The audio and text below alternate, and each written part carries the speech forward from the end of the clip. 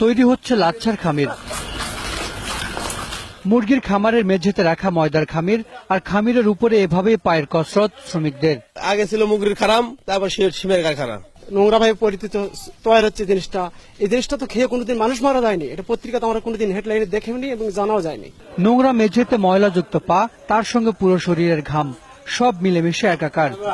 এগুলো ঘাম মানুষকে খাওয়াচ্ছেন। বিষও যদি গরম তেলেতে দেওয়া হয় বিষ নষ্ট হয়ে যায়, সেই জন্য আমাদের ঘাম গেলে তেলেতে গেলে বিষ নষ্ট হয়। বগুড়ার কাহালুতে বৈধ অবৈধ প্রায় ৩০০ কারখানায় এভাবেই তৈরি হয় খামির। অনেক কারখানায় ক্যামেরা দেখে দৌড়ে পালায় শ্রমিকরা।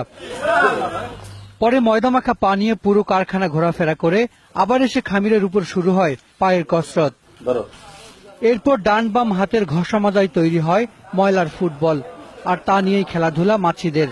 এই দেখছেন তেলাপোকা, এবং এই তেলাপোকার আবাস এই জায়গাটিতে, এই আবাস ভূমির মধ্যেই এখানে কিন্তু বগুড়ার ইসলামিয়া সেমাই তৈরির কারখানার যে খামির, সেগুলো এখানে স্তূপ করে রাখা হয়েছে।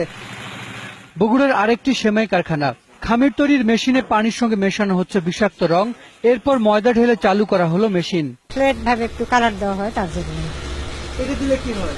সৌন্দর্য পাটি আকর্ষণ হয় আর কি। লাচ্চা ভাজা হয় ক্ষতিকর পাম তেলে, আর একই তেল ব্যবহার করা হয় বারবার।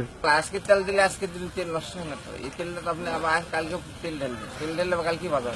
লাচ্চা সেমাইয়ের এই যখন অবস্থা, তখন নিরাপদ নয় সাদা সেমাইও। কোম্পানির নাম কি?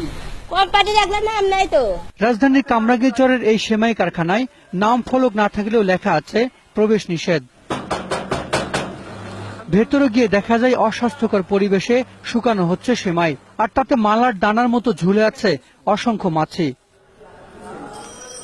আরেকটি কারখানায় গেলে ছবি তুলতে দেয়া হয় বাধা। এসব লাচ্চা সেমাই সারা দেশে বিক্রি হলেও এগুলো খান না স্থানীয়রা।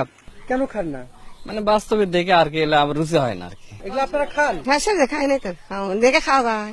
চিকিৎসকের দাবি, এসব খাবার স্বাস্থ্যের জন্য মারাত্মক হুমকি।